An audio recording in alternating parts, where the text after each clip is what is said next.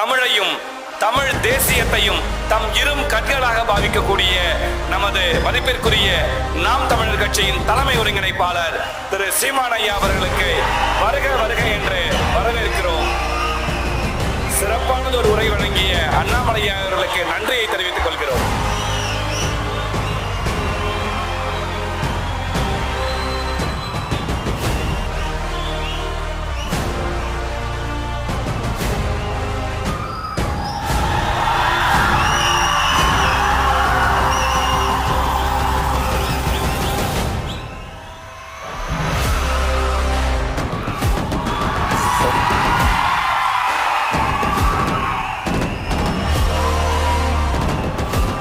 SRM